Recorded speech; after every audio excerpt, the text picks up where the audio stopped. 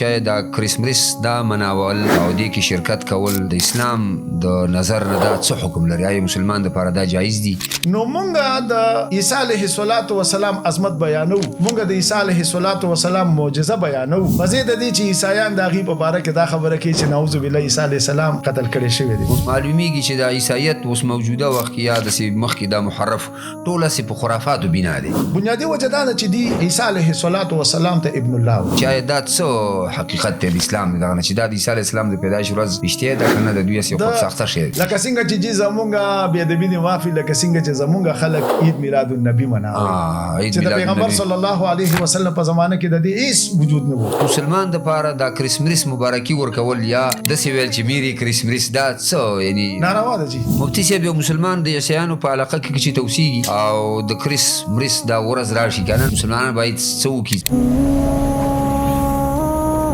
Don't forget to like, share and subscribe. Rana Studio Podcast. بسم الله الرحمن الرحيم. أعوذ بالله من الشيطان الرجيم. بسم الله الرحمن الرحيم. والعصر إن الإنسان لفي خسر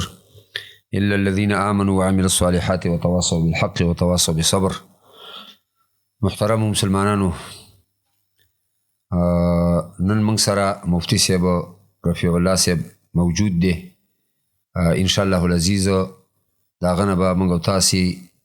د عقیده په اړه کې او د دین په اړه کې دینی معلومات او حاصلو به کوشش وکړو ان شاء الله چې هغه باندې ځان پوي کو او فائدې حاصله کو. مفتی صاحب په خیر علی په خیر. السلام علیکم ورحمت الله وبرکاته. جزاک الله خدای چې را لې الله تعالی تاسو اجر عظیم درکړي او الله دې تاسو په خبرو باندې او په دینی بیاناتو باندې ټول مسلمانانو له فائدې ورکړي. امين. چون کې دا موضوع نن د سیده چې دا د عیسایانو دا کریسمس چې کوم داغي دا د کال د نوي کېدلو هغه اختر چې وته وای کړه دا نن سبا دا دی. نو مفتی صاحب تاسو په اجازه پر ان شاء الله موږ تاسو نه د دې په اړه کې څه معلومات حاصل کو چې عام مسلمانان داغي نه فایده واخلي ان شاء الله. خو کوم دا جزاک الله بارک الله. مفتی صاحب اول معلومات دا چې دا کریسمس دا مناول او دې کې شرکت کول د اسلام د نظر نه دا څه حکم لري؟ آیا مسلمان د پاره دا جایز دي کنه دي جایز؟ بارک الله فیک. کدی کې مرسي معلومات راک د دې لپاره چې د عام مسلمانانو ته فایده واخلي. بارک الله فیکم. الحمد لله رب العالمين والعاقبة للمتقين والصلاة والسلام على رسوله محمد وآله وأصحابه أجمعين. أما بعد، وقال الله تعالى في القرآن المجيد: أعوذ بالله من الشيطان الرجيم، بسم الله الرحمن الرحيم، وما قتلوه وما صلبوه ولكن شبه لهم، صدق الله العظيم. قرآن پاک د عیسی علیه السلام په حواله سره چې کوم تفصیلی بحث کوي نو شاید چې دا په بل کتاب کې قرآن پاک کې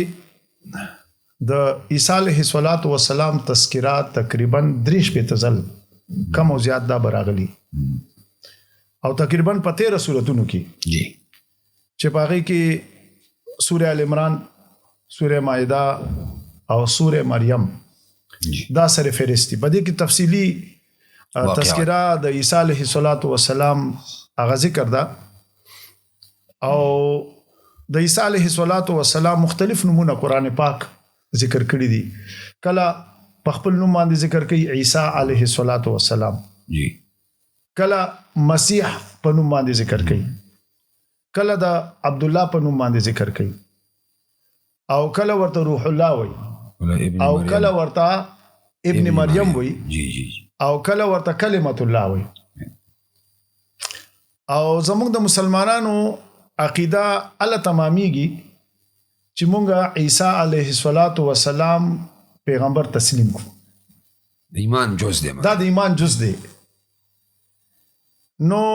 عیسی علیه السلام او تاسو دا مګوري کومه لیکلو کې د عیسی علیه السلام نوم لیکو نو ورسره درود لیکو علیه السلام لیکو او کومه په خلا باندې تلفظ کوو نو بیا هم مونږه عیسی علیه السلام لیکو یا وایو یې بشک نو معلومه ده چې عیسی علیه السلام پیغمبر منل او هغه پیغمبر تسلیمول دا زمونږ عقیده ده او دینه بغیر مونږ مؤمن شمارل کیږو نه بیا د عیسی علیه السلام کرامات او معجزات چې قرآن په کوم انداز کې بیان کړی دا نو دا د عیسی علیه السلام لوی مرتبه او اولو العزم پیغمبرانو کې شمارل دا د قرآن پاک او د اسلام خصوصیت دی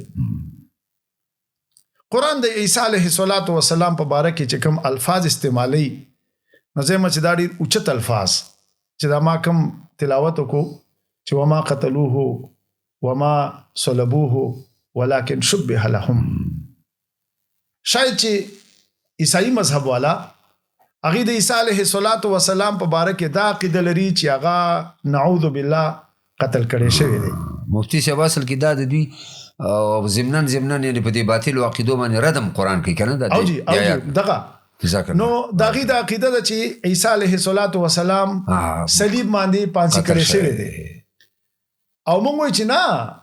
دا خو تاسو د عیسی علیه السلام نعوذ بالله توهین کوي قرآن خو د عیسی علیه السلام مثبت بیانې چې هغه خو الله تعالی ژوندې بدن سره د روح هغه الله تعالی اسمان ته خېجولې دی نو مونږ د عیسی علیه السلام عظمت بیانو مونږ د عیسی علیه السلام معجزه بیانو پزې د دې چې عیسایان د هغې په باره کې دا خبره کوي چې نعوذ بالله عیسی علیه السلام قتل کړی شوی دی مفتی صاحب دا خبره هم داسې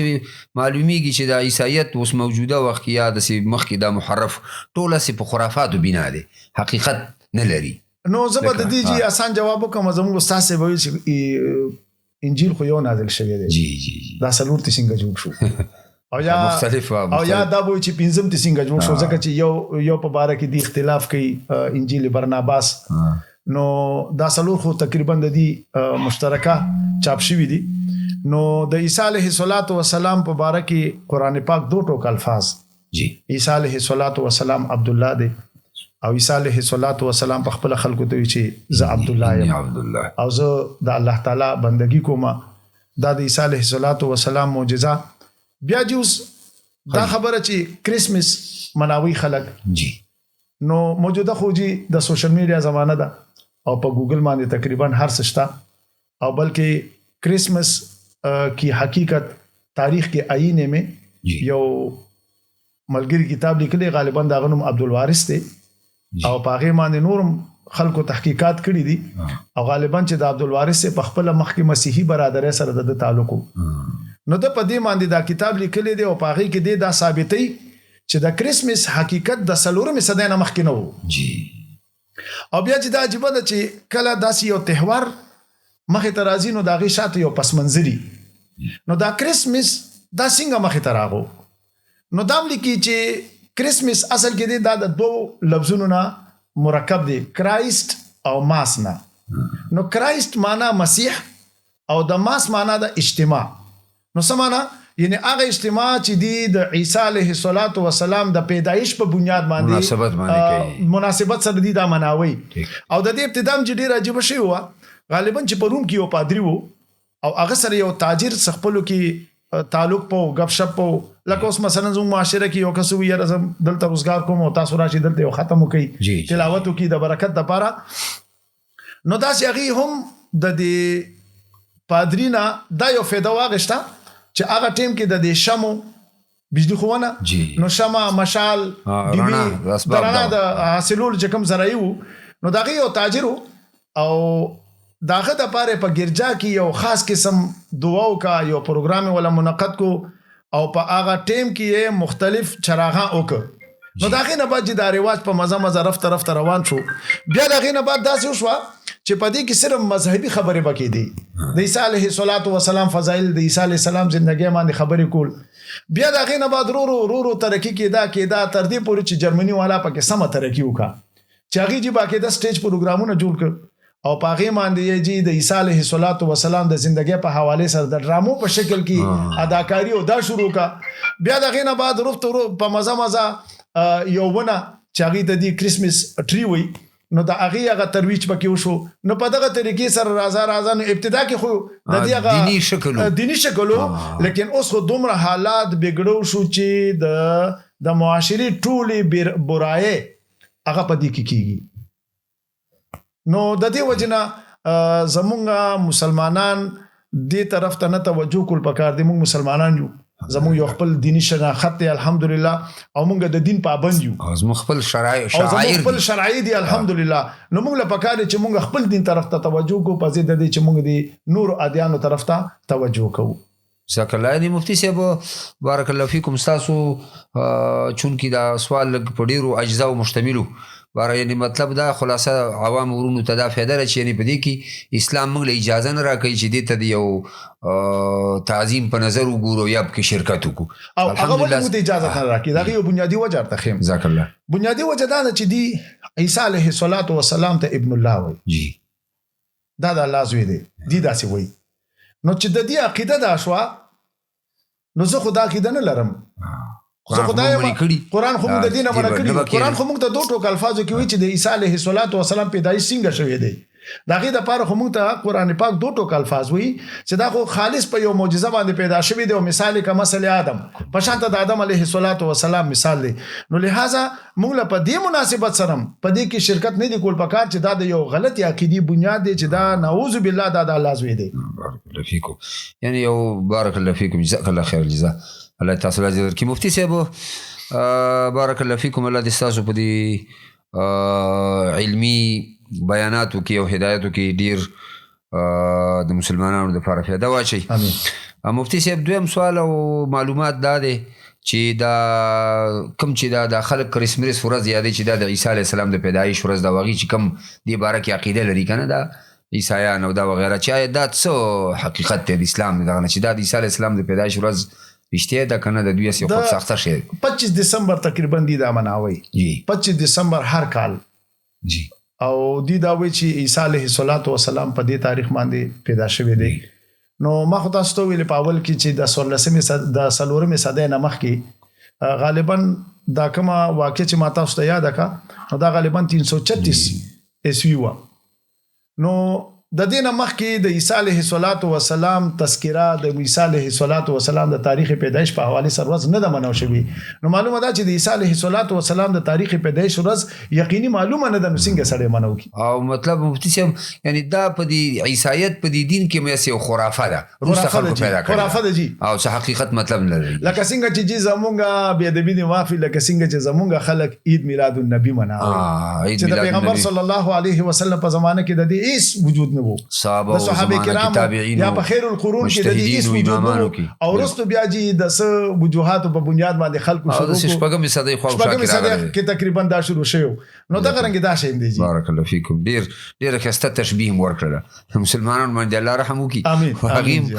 بس په غلط فهمي کې به تو یا به کم علمي په بنیاد باندې ویو کنه چې دا شی تاسو خبره چې خیر القرون کې نه نو هغه کې خو ثواب نشي کېږي جی یقینا بارک الله فیکم مفتی صاحب الله تعالی اجر عظیم درکړي امين د مسلمان د پاره د کریسمس مبارکي ورکول یا د سیویل چې میری کریسمس دا څه یعنی ناروا ده جی جزاک الله یعنی مطلب دا د مسلمان د پاره دا جایز نه بارک الله فیکم خوشاله کوم وسیږي مفتی صاحب دا د یو خو زمونږ استاد د مسلمانانو اختر دی کنه ایو د دې هغه د زمونږ استاد د مسلمانانو د عیسایانو د اختر د منځ کې دا فرق مطلب یعنی دا کار فرق دی زمون مسلمان دوه اختر مناوو یو د عید الفطر وایو او یو ته عید الاضحى وایو او تاسو دا دوه اخترونه ګوري دا اصل کې د یو عبادت په زمن کې راځي بالکل د عید الفطر نه موږ مخکې اظهار د عبادت د الله تعالی د عید الفطر نه مخکې موږ یوم یشروجی نیسو بالکل نو دا هغه تکمیله ده او د عید الاضحى نه مخکې موږ د حج یو لوی رکن ادا کوو چې هغه ته عرفه وي او رسته بیا قرباني او رسته بیا قرباني ده نو د موږ اخترونو کې او د اخترونو کې ازمه کې محض عبادت موږ زمون اختر د عبادت ته او د دې د چې کوم اختر ورته وي نو دې ته دی یو مذهبي تهوار وي خواهش پرستی دا بل زمونږ شو مفتی صاحب بخنه غواړو زمونږ د اخترونو مطلب تاسو خبرو خلاصه دار چې یعنی دا شریعت د دې ټاکنه کړي زما پیغمبر صلی الله علیه وسلم کړي دی ورکوټ اخترم کړي دی بیا ورکوټ اختر څنګه کړي مونږ څنګه مناو کړي دی نو د پیغمبر صلی الله علیه وسلم د مونږ طریقه دا محفوظه الحمدلله په مونږ کې څومره تکبیرات ویلي دا محفوظ الحمدلله پیغمبر علیه الصلاۃ والسلام د اختر په مانځ کې کم صورتونه ویلي دي هغه طریقه محفوظ. پیغمبر علیه الصلاۃ والسلام موږ کم ځای کې کړی دی هغه طریقه محفوظ. پیغمبر علیه الصلاۃ والسلام عیدګاه ته په کومه تل په کومه راغلی هغه طریقه محفوظ. نو ځکه اختر مناومه او د اختر هغه عبادت مناومه نو هغه زما د پیغمبر صلی الله علیه وسلم طریقه دا ماته هغه طریقه را نقل ده. الحمدلله تابعداري ده. بارک الله فیک. په تابعداري باندې بنا موږ په تابعداري باندې بنا او په دلیل سره. جزاک الله. مفتی صاحب یو مسلمان د عیسایانو په علاقه کې چې توسیږي او د کریسمس دا ورځ راشي کنه نو یا څه مسلمانان باید څه وکړي څه خپل ژوند بدل کړي که په هزار زموږ اسلام چې دا یو ضابط حیات دی او چې ژوند کې نو په ژوند کې بتاو سره هر رنګ خلق راځي. جاندار بم راځي بے جان بم وي په جاندارو کې به انسان هم وي او غیر انسان بم وي. بیا په انسانانو کې به مسلمان بم او غیر مسلم بم وي. بالکل. او اسلام مونږ ته د دې ټولو د حقوقو باقاعده هدایت هم کوي او مونږ ته درس هم راکوي. که زموږ په علاقه کې عیسایان اوسېږي نو هغوی د جان او د مال او د عزت او د ابرو هغه مسلمان ذمہوار دی. مسلمان ته دا حکم دی چې تاسو به د یو غیر مسلم هغه چې د هر یو دین سره تعلق لري دغه د جان د عزت د جان د مال د هر یو شی به تاسو خیال ساتي. باقی چونکې دغه دین جدا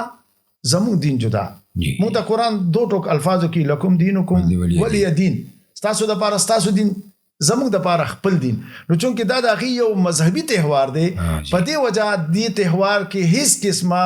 شراکت د مسلمان د پاره جایز نه دی او ناروا دی. مفتی صاحب بارک الله فیکم تاسو جواب نه دا فایده الحمدلله مونږ ته حاصله شو او عام مسلمانان به ګوري چې یاري د هر د اسلام د غیر دین والا سره دغه په دینی شعار کې یعنی شرکت پکار او نور هغه تعامل او د گاونډیتوب او د انسانیت په بنیاد څنګه چې تاسو تذکره وکړه کنه دا غي حقوق مونږ ته اسلام ویلي دي. دا غي بزیات ساتي تا نه امني د گاونډي حق به هم ساتي ارڅه بکې باقي دا غي چې د دینی د غي نو پاغي کې به مونږ شرکت نه ټول مسلمانان دا خبره به د مفتی صاحب دا جواب په واضح تور باندې واوري چې را مسلمانان دي په دغه کریسمس او په دې تهوارونو کې هغه شرکت نه کوي. دا دغه یو دینی شعار دی او دا د تشابه لاندې راځي کنه. مفتی صاحب چې به سره هغه سره مشابه کیږي. بارک الله فیکم. خوشاله اوسئ الله تاسو له اجر درکړي. مفتی صاحب کریسمس وای منل او یا پکې برخه اخستل دا د مسلمانانو عقیده باندې څه اثر خامخا لري لازم جی. بالکل چې څوک چا سره کیږي د هر مجلس لپاره لازم دا اثر برازي د عطر والا سکین خامخا به خوشبوئی ته حاصل شي کاغه دغه والا سکین خامخا به د جامد نه وسیزي هغه د دې وجې د صحابه د زمانه یو مختصر اسی واقع بیان کوم. جی مهرباني. جنگ تبوک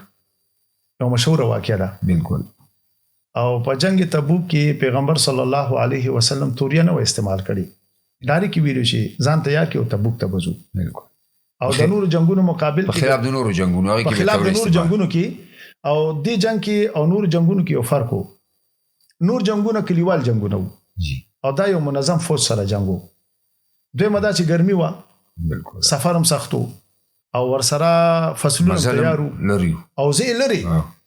او پیغمبر صلی الله علیه وسلم صحابه کرام ته علی الاعلان ویل چې تبوک ته ځو. نو صحابي د کعب رضی الله تعالی عنہ خپل واقع بیانې او وی چې زه په دې روزه کې دومره مالدار او مخکې دومره مالدار نو مال سره 2 سورلې وی. نو ما چې دا کار بل خپل راغون کما او ځان نه بعد بیا ځان تیار کوم او دې سره به شریک شم. وی کا چې داسې مکړې خو ونشو تقدیر بس. نو کعب رضی الله تعالی عنہ پاتې شو. مراره ابن ربی رضی الله تعالی عنہ پاتې شو او هلال ابن امیہ دا مشران 3 صحابه کرام او ورسره نورم بو او سم منافقین پاتې شو. چې کله واپس راغ پیغمبر صلی الله علیه وسلم واقع وکړه مختصر. بالکل. نو پیغمبر صلی الله علیه وسلم له جمعه ته خلق راغ خپل وزرونه خلکو پیش کول چې کعب رضی الله تعالی عنہ خپل وزر پیش کړي چې سه په دې وجه پاتې شي چې نن تیاری کوم سبا. نو پیغمبر صلی الله علیه وسلم ورته فرمایي چې تاسو معاملہ الله سره ده. چې کله بهر وروته چا ورته ویلي داسې بدی ویلو خو بهر چې معلومه شو 2 مشران صحابه کرامو هغه هم رشا ویلو او هغه تم پیغمبر صلی الله علیه وسلم فرمایل چې تاسو معاملہ الله سره ده. د مجلس نه بعد اعلان شو چې دې سره به څه خبرې نه کوي. 40 ورځې ورسره چا خبرې ونه کوي. 40 ورځې بعد بل حکم راغو چې خزم ته جدا کړي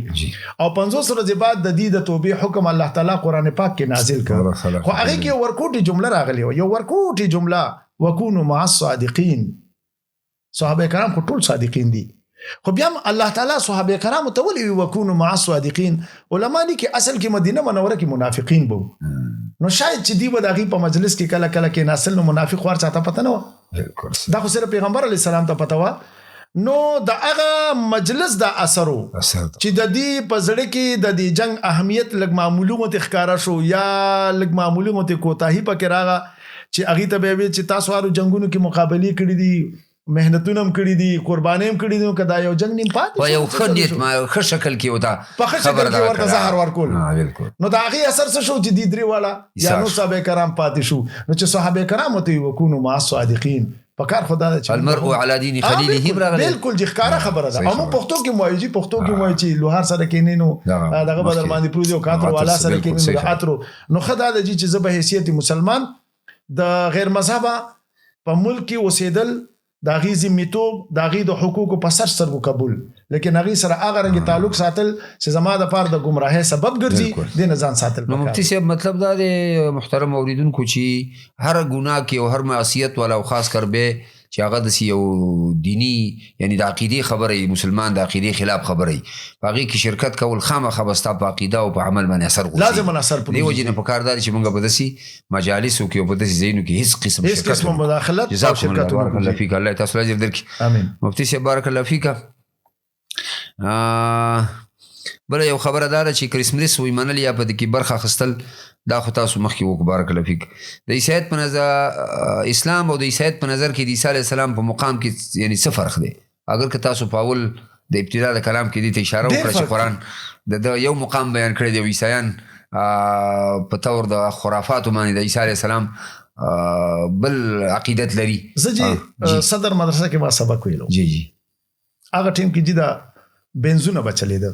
په دې روډ باندې یونیورسيټي روډ باندې بنز بو بالکل نو زه طالب ما نو ما سره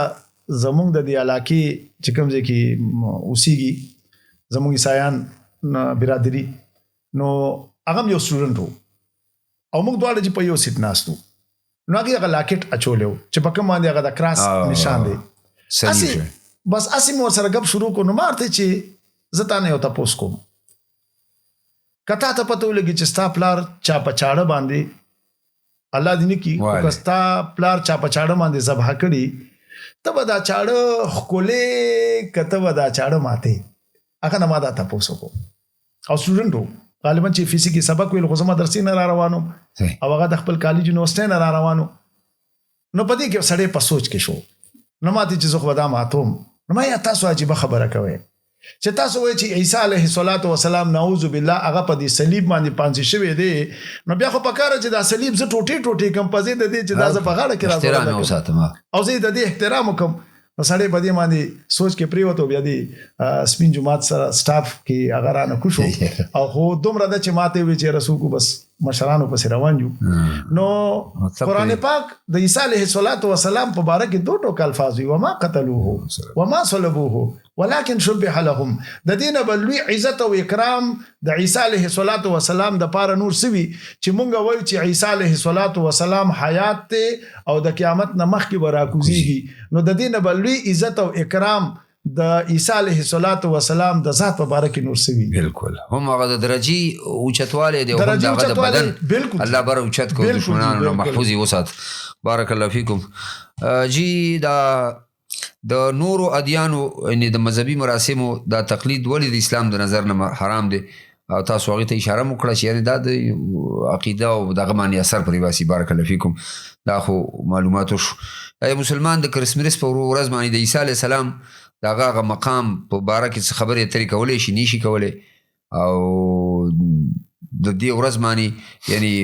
په کار دار چې موږ د الله تعالی توحید بیان کوو که مسلمان څه ته مطلب وکي زموږ دین جی ما پاول کې چې زموږ دین ضابط حیات بالکل او موږ د هغه خبرو قایل یو او د هغه خبرو به اتباع کو چې کوم زما د پیغمبر صلی الله علیه وسلم د صحابه کرامو او د تابعینو نه ثابتي بالکل د عمر رضی الله تعالی عنہ زمانه کې یو يهودي عالم پیغمبر عمر رضی الله تعالی عنہ ته فرمایي چې ستاسو قرآن پاک یو آیات نازل دی او کدا آیات په مونږ کې نازل وینو مونږ به دینه اختر جوړ کړو نو عمر رضی الله تعالی عنہ ورته فرمایي کوم آیات ورته اليوم اكملت لكم دينكم واتممت عليكم نعمتي ورضيت لكم الاسلام دينا. نو عمر رضی الله تعالی عنہ ورته فرمایي چې ما ته دام پته ده چې د آیات کله نازل دي، کوم ځای نازل دي او په کومه موقع نازل دي. مطلب دا چې زمونږه څخه خپل اختر دي او دین دا معلومه شو چې زمونږ دین د ورځو مناول نه دي. که د ورځو مناول باندې شنو بیا ورځې کمی دي، ځکه چې په کال کې څومره ورځې دي 360. نو بیا خو مونږ د هر پیغمبر ورځ مناو. نو پیغمبران څومره دي؟ 1,70,000. نو بیا کال کم او ورځې مونږ سره لکه ورځې مونږ سره کمی دي، خو د ورځو مناول ولا ډیر دي. بیا د پیغمبر صلی الله علیه وسلم هر ورځ د مناولو، بیا د صحابه کرامو هر ورځ د مناولو. نو شریعت او زمونږ دین د عملی اقدامو او د عملی کار حوصله افزایی کی نه دا چې صرف ورځ مناول شي. که ورځ مناول شي جن بیا برانه اصل مقصودی شی پاتې کیږي. لہذا که زمونږ د اسلام سره تعلق لري بعضی ورځې داخې د مناول سوا د اخترونو نه چې هغه زمونږ عبادت او د پیغمبر علی السلام نه ثابت دي، نو چې داغي اجازه نشته. نو بیا د نور ورځو د نور ادیانو د ورځو مناول خو متقطعا اجازه نشته. جی جزاكم الله بارك الله فيكم. يعني اسلام یو عملی جامه ده، عملی جامه ده. اسی د جذبو او د نمونو او د مناوهولو پلانکی ورځ او پلانکی د دین نوم نه دي. زمونږ دین د ورځو مناول نه دي. جزاكم الله خير. جزا الله تاسو له عظیم درکې. بارک الله فيكم. مفتی صاحب دانن سبا د ځوانان د کریسمس نه ډیر زیات متاثر دي کنه جی، او چونکی سوشل میډیا هم دا اسی د ځوانانو د لپاره څه دي تاسو په مختصر دغه کې څه پیغام ورکوئ؟ مختصر دا مجي چې نوجوان دا د هر معاشري سرمایه ده. بالکل. آینده د قیادت قیادت په دې باندې منحصر دی. معیشت په دې باندې انحصار کوي، اخلاقیات په دې باندې انحصار کوي. د معاشري چې کوم اهم شوبې دي نو هغه ټول دي ته متوجي دي. تر دې پورې چې د معاشري غریبه طبقه او یتیمه طبقه هم د نوجوان ته متوجي ده. او تاسو ګورئ چې په معاشره کې کلم تبدیلی راغلی نو داغي بنیاد هغه نوجواني او د نوجوان عبادت قران پاک او احادیث مبارکه داغي فضیلت داغي هغه ځان له مقام چې بیانې هغه د سونی سره ورکي. او تاسو دا وګورئ چې په تاریخ کې نوجوان کومې کارنامې کړې دي نو شاید چې هغه به نور چانی کوي. هر دور کې نوجوان دا یو بنیادی اکائی ده. او نوجوان پسې ټول دنیاوی چې دا ز په یو بل طرف واړو. همدغه نوجوان که د اسلام په هدایت باندې خپل ژوندۍ استواره کی نو بیا ته خالد ابن ولید جوړیږي، بیا ته عبد الله ابن عمر جوړیږي، بیا ته عبد الله ابن عباس جوړیږي، بیا ته عبد الله ابن زبیر جوړیږي، او بیا ته داسې غټ کسان محمد ابن قاسم غونډه خلک چې واړه کسانو د نوجوانۍ په ابتدایي زمانه کې دومره غټي کارنامې کړې وي. نو نوجوان له پکار دي چې د خپل سمت برابر کی او د په یو هغه لار باندې لاړ شي چې مستقبل کې د دنه خلکو ته خیر پیلو شي، نه دا چې نعوذ بالله د دنه معاشري ته شر پیلو شي. نو زه خپل نوجوان ته يم چې د خپل علماو اغي لمن اونسي، اغي سره ناستو کوي او په هر یو کار کې د خپل علماو نه رائے او مشوره والی. دا زوی مجي چې علما د قوم خیرخوا دي. دا یقینا درته یم چې پیغمبر صلی الله علیه وسلم هغه د امت خیرخوا وو. نو د پیغمبر صلی الله علیه وسلم وارثان کلم نشي کېدی چې دا د امت بدخواش. ابل خبره چې معاشره به موږ ته په یو خطرناک شکل کې خي او داغي په وجه خلک عام طور باندې د علماو نه تختی. د علماو د کردار د وجه نه، د علماو د صلاحیت د وجنه، د علماو د خېګړو د وجنه، بلکې د علماو چې کوم سوشل میډیا او غیر دینی قوتونه موږ ته د علماو کوم شکل هغه خي نو داخې په وجه باندې اکثر نوجوانان زموږ د علماو نه تختی او علماو سره هغه رنګ ټیم نه ورکي. خو زه خپل ځان دی چې نوجوان د علماو سره تعلق وساتي، برقرار دي وساتي. ان شاء الله دغه نوجوان د ذات د پارم، د کور د پارم او د عام معاشري د پاره به الله تعالی یو هیره ثابت کی. جزاک الله بارک الله فیکم. محترم اوریدونکو، موږ د مفتی صاحب ډیره شکریا ادا کوو او د دې ټولې ناستي هغه فایده او خلاصه به همدغه وي چې موږ تاسې خپل دین وپېژنو او په دې دین کې چې کوم دا رواج او چې هغه ته د علمي اصطلاح کې بدعات وایي، که هغه د عقیدې په شکل کې یا د عمل په شکل کې، او مسلمانانو کې ډیر غیر شعوري تور باندې شته، لکه څنګه چې مفتی صاحب دغه تذکره وکړه، لکه دا جشن عید میلاد النبی یا د نور او خاص کر به په دې نن اوس وخت کې دا کم کرسمس دا د عیسایانو یو دینی شعار او نښه ده مسلمانان به د دې نه بالکل ځان بچ کوي او خاص کر کم ځوانان چې د دې شکار دي ګوره دا معمولی خبره نه ده تاسو د مفتي صاحب خبرې اترې او علمي معلومات الحمدلله واورېده او الله تعالی دې دوی له په دې باندې یعنی دنیا و آخرت کې اجر عظیم ورکړي او الله تعالی دې زموږ استاد او د عامو مسلمانانو د هدایت او د فایدې ذریعہ وګرځي مفتي صاحب ډېره مننه او زه اخري یو خبرو کوم جی واحد دغه علماء کرام دي چې په مسله بیانولو باندې چا نفیس نه ان شاء الله دینی راهنمایي کوي فی سبیل الله ډاکټران 2 منټه چی پرچه لیکي 2000 روپۍ او صرف د چیک اپ لپاره هم جی فیس نه لري اگر چې هغه کې الحمدلله نیکان خلک شته ولکه عام علما چې هر ځای کې وي خو چې عالم وي او چې په هر ځای کې وي نو دی په دینی مسله بیانولو باندې چا نفیس نه لري نو راهنمایي مفته لکه څنګه چې امام بخاری رحمه الله هغه روایت را نقل کړي او استاد شاګردانو ته وی چې واخلي خذو مني بغیر نولن غالبا چې حضرت صوبا دا روایت کوي نو ورته چې خذو مني بغیر نولن معنا والی بغیر پیسو نو څومره مسائل او څومره راهنمایي ده رجال الخير والبشر دي ټول بالکل جی نو زه چې نوجوانانو لپاره کاری چې په خپل علاقه کې مستند عالم نه دی راهنمایي علي ان شاء الله خیر به ورته بارک الله فیکم مفتي صاحب ډیره مننه الله تاسو له عظیم درکې او تاسو قیمتي وخت موږ واخسته خو ان شاء الله د دینی معلوماتو په بنیاد باندې او الله تعالی تاسو له عظیم درکې الله تعالی د مسلمانانو له تاسو د خبرو معلوماتو باندې دنیا او آخرت کې فایده ورکړي محترم ورونو کوشش وکړئ چې موږ تاسو د خبرې په غور سره واورو او سوچ په دې معنی وکړو د عمل په جامه او د عمل په نیت معنی واورو سبحانك اللهم وبحمدك اشهد ان لا اله الا انت استغفرك واتوب اليك بارك الله فيك جزاك الله خوشاله وکامه وسی السلام علیکم ورحمۃ اللہ وبرکاتہ. Don't forget to like, share and subscribe Rana Studio.